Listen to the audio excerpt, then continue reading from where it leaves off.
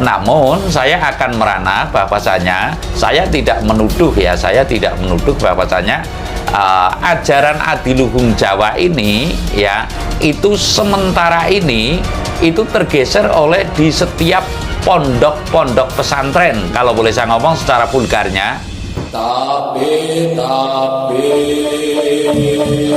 uluk salam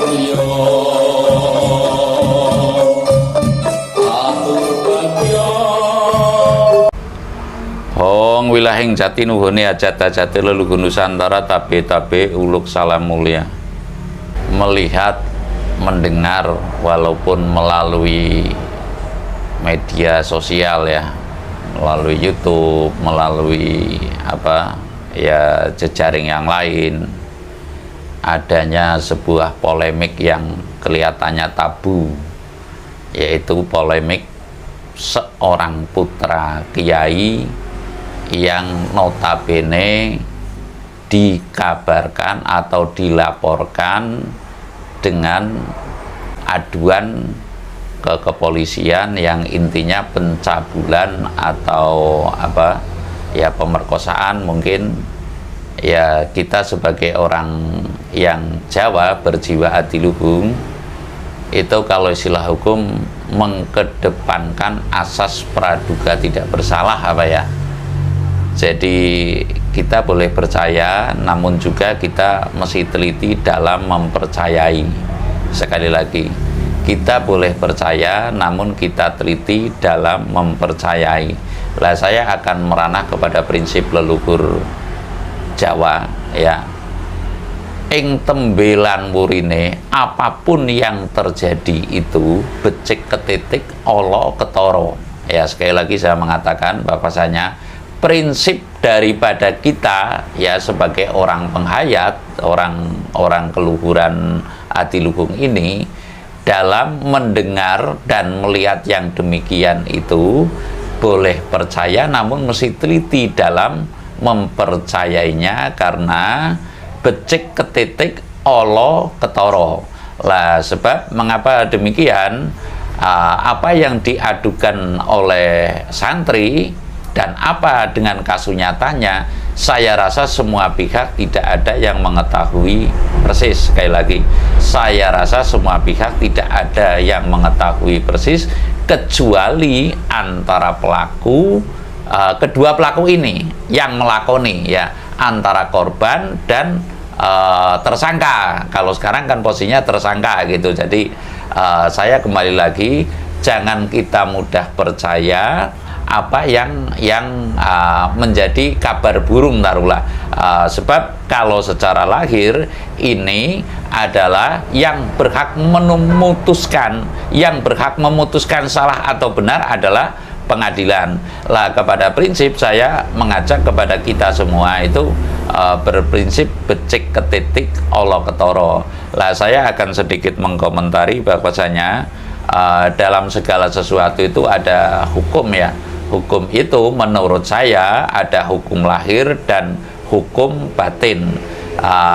Dari satu sisi saya akan memberikan sedikit ular-ular atau sebuah pandangan bahwasanya hukum batin itu tetap bertumpu kepada becik ketitik olo ketoro. Artinya siapa yang berbuat mesti itu yang bertanggung jawab. Namun saya akan merana bahwasanya saya tidak menuduh ya, saya tidak menuduh bahwasanya ajaran adiluhung Jawa ini ya, itu sementara ini itu tergeser oleh di setiap pondok-pondok pesantren, kalau boleh saya ngomong secara vulgarnya. Jadi ajaran takdim atau taat kepada guru atau berbakti dalam berguru ini sementara dari orang Jawa ini mau tidak mau harus mengakui bahwasanya tergeser oleh pondok pesantren ini. Artinya kita mengetahui bersama Muhammadiyah itu berdirinya juga di Yogyakarta ya. Muhammadiyah itu berdirinya di Yogyakarta. Jadi tanpa terasa ajaran takdim lah kalau istilah kiai, atau tawadu, taruhlah patuh kepada atasan, kepada guru, ini dari ajaran Jawa yang yang tanpa terasa tergeser kepada ya baik itu dalam pondok pesantren, terutama pondok pesantren, maupun dalam tatanan pendidikan yang lain dalam agama ini ya, ini banyak mencuplik takdimnya itu dari kejawen, terutama dari keraton. Ya kembali lagi saya mengatakan Muhammadiyah berdirinya juga di Yogyakarta gitu, Haji Muhammad Dahlan kalau nggak keliru. NU berdirinya di Surabaya ya, itu juga mohon maaf taruhlah kalau boleh saya ngomong juga banyak mencuplik daripada para kaum ningrat pada saat itulah. Kaum ningrat ini tergeser, taruhlah tergeser eksistensinya dengan sebutan Raden ini sekarang sudah digubah menjadi sebutan Gus kan ya, taruhlah lebih penting mana yang namanya ningrat dan turunan ningrat dan turunan ulama gitu loh. Lah sekarang sebutan Raden atau darah ningrat ini diredupkan, namun sebutan Gus ditinggikan. Lah ini kembali lagi, kalau dulu kan ada Den Bagus, ada Den Mas lah. Ini sebuah takdim yang merupakan ketaatan yang tanpa terasa adalah menggeser daripada sistem keraton lah, sistem keraton yang berada pada tempat-tempat seperti ini, sehingga kalau boleh saya ngomong, ajaran ini taat kepada yang dituakan atau taat kepada guru ini tentunya sanksi-sanksinya ya secara keyakinan yang saya maksud adalah dalam berupaya ilmu ini tentu keyakinan dalam batin ingin mendapat barokah guru ya, ingin punya ilmu yang manfaat lah. Ini adalah barokah guru. Menurut saya takdim yang dulu berada pada kaum ningrat, kalau boleh saya ngomong, sekarang berada pada sebuah tempat-tempat tertentu seperti pondok pesantren atau tempat pendidikan sejenisnya. Lah ini yang perlu kita hayati, nyata atau tidak ya kita amati bersama. Namun ini sebuah penilaian saya punya hak untuk memberikan penilaian lah. Hal yang seperti ini, ketaatan kepada guru inilah yang menyebabkan bahwasanya terjadi hal yang tidak diinginkan secara bersama ya. Artinya sebuah pelecehan seksual atau pencabulan atau tindakan asusila dari guru kepada murid ini terjadi. Sekali lagi saya mengatakan, dari hal takdim yang tergeser, saya yakin kalau misalnya di Turki dan sebagainya, baktinya murid kepada guru tidak seperti di tanah Jawa, atau bahkan di Arab pun tidak seperti di tanah Jawa. Artinya inilah yang saya mengatakan bahwasanya pergeseran nilai kebaktian dari darah ningrat, taruhlah dari darah ningrat bergeser kepada seperti tempat-tempat pondok pesantren ya, seperti tempat-tempat pendidikan sejenisnya dan sebagainya. Ini telah bergeser lah. Ini yang menyebabkan hal yang tidak kita inginkan, terjadinya pencabulan, terjadinya tindakan asusila ini. Lah saya mengatakan bahwasanya kalau menurut tatanan Jawa itu seperti apa hukum batin Jawa? Menurut saya berkeyakinan, saya juga orang suka berguru ya kepada taruhlah baik kepada kiai maupun kepada ibaratnya dukun-dukun gitulah atau kesepuhan. Saya itu senang berguru. Memang hukum takdim itu ada, hukum berbakti itu wajib bagi murid kepada guru. Namun ada batasan. Yang saya maksud sepengetahuan saya, batasan dalam melakoni urusan hakikat. Ya sekali lagi, batasan dalam melakoni urusan hakikat, bukan urusan syariat lah. Makanya saya mengatakan bahwasanya ini adalah, kalau boleh saya ngomong penipuan kasar, namun pengelabuan daripada putra kiai ini adalah akan memberikan ilmu metafakta kalau nggak keliru. Lah ini sebuah ketakdiman atau kebaktian atau kepatuhan yang harus ditaati, namun dikeliru artikan. Yang saya maksud, kalau dalam kejawen pun itu ada masalah patuh kepada guru dalam urusan hakikat. Hakikat yang saya maksud umpamanya itu adalah kamu mesti melakoni topo ngalong. Umpamanya topo ngalong yang termaksud sesuai pemahaman saya adalah kalau malam itu keluar, kalau siang itu boleh masuk ke rumah. Artinya kalau malam berada di luar rumah ya, namun kalau siang baru boleh masuk ngiyup sajroning wangun. Jadi ini sebuah hal yang patut kita renungkan bersama, bahwasanya nilai ketaatan dari darah ningrat ini telah bergeser kepada taruhlah ya pendidikan di pesantren. Ini boleh saya menilai dong, artinya saya memberikan penilaian yang demikian, sehingga taruhlah ketaatan hakikat menurut ajaran Jawa ini taruhlah banyak digunakan oleh orang-orang yang sedang melakukan perguruan di tempat-tempat pesantren. Dan lalu saya mengatakan bahwasanya secara batin ini seperti apa? Secara batin, kalau dalam mengkaji hakikat, taruhlah ini anak saya titipkan ke pondok pesantren, ini kan idealnya tidak hanya mencari atau menggali ilmu lahir, namun juga ilmu batin.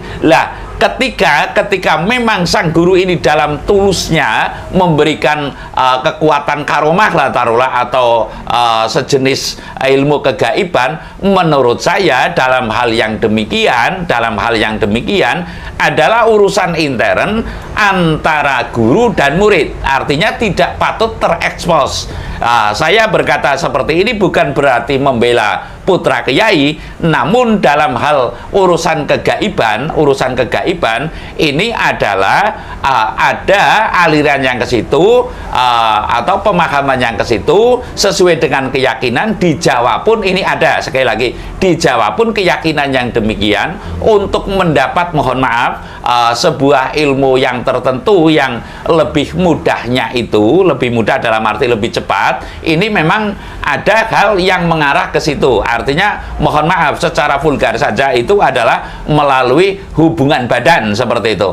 Mengapa saya katakan sebagai contoh, kalau orang dulu kakek saya itu pernah mengatakan, kalau di zaman dulu ya, kalau pada zaman dahulu orang bertapa ini adalah ditunggu-tunggu oleh orang yang tidak bertapa. Ya, sekali lagi, orang bertapa ini ditunggu-tunggu oleh orang yang tidak bertapa, mbok menawa nanti minta mampir ngombe atau minta buka puasa maksudnya, atau tapa brata, atau syukur bage bisa, mohon maaf, salah satu dari putrinya, salah satu dari anggota keluarganya dipet bojo oleh orang yang bertapa ini, karena di Arab barokah. Lah, ini yang saya katakan, dalam paham kejawen memang ada yang demikian, namun bukan berarti pengelabuan ya, bukan berarti pengelabuan yang ke arah seksual.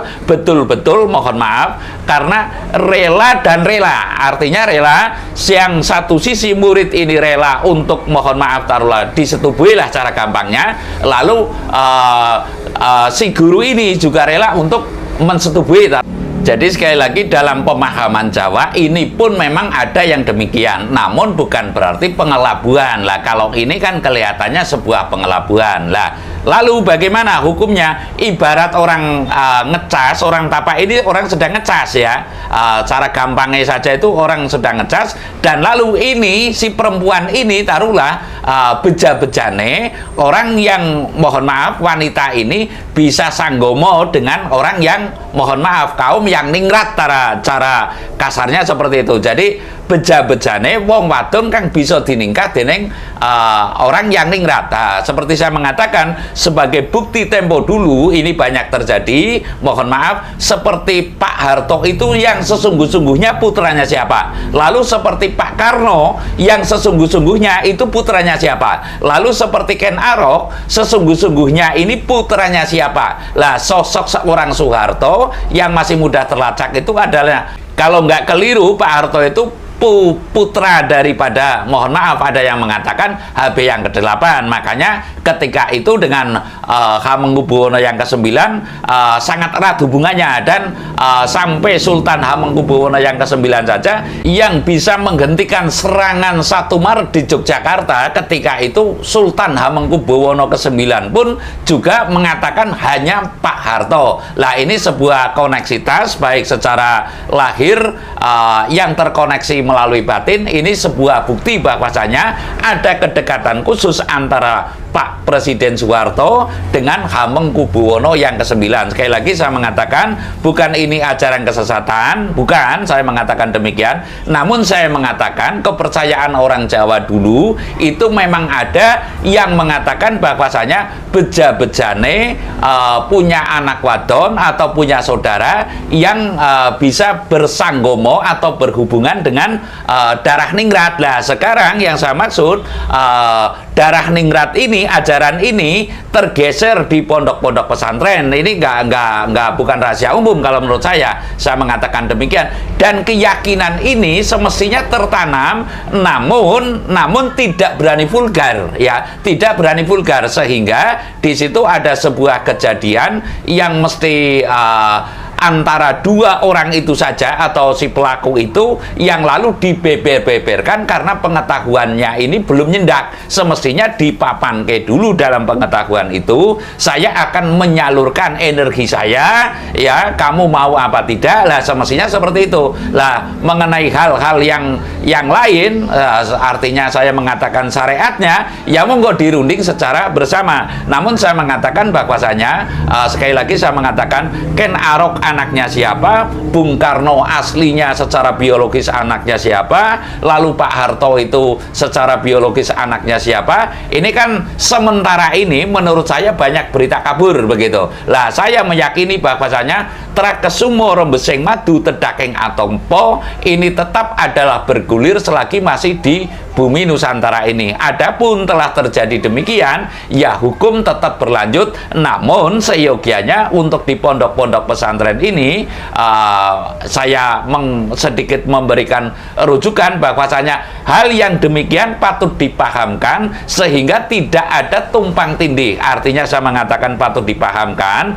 yang namanya aura guru tentu berbeda dengan aura murid. Lah manakala artinya ibaratnya mau terjadi yang demikian, semestinya harus ada ijab kabul yang sah, tidak setelah terjadi baru membek seperti ini. Artinya baru taruhlah delik aduan lah, ini kalau istilah hukumnya, baru mengadu ke sana kemari, menjatuhkan gurunya dan menjatuhkan muridnya. Namun saya mengatakan mohon maaf, ini secara batin memang di dalam Jawa itu ada, secara lahir tetap saya mendukung karena sudah demikian, ya, hukum mesti ditegakkan, hukum negara demi kewibawaan negara. Saya juga memuji bahwasanya hal yang seperti ini karena sudah terlanjur terekspos lalu ditindaklanjuti secara hukum, ini adalah sebuah langkah yang tepat. Namun sekali lagi saya jangan sampai ada pemikiran yang negatif kepada urian saya. Artinya saya mengatakan bahwasanya memang di dalam keyakinan Jawa yang saya tahu itu ada sebuah hal yang demikian, taruhlah beja-bejane wong wadon atau siapapun atau laki-laki yang dapat darah ningrat sebab kesawaban mukti mulia lan wibawane darah ningrat.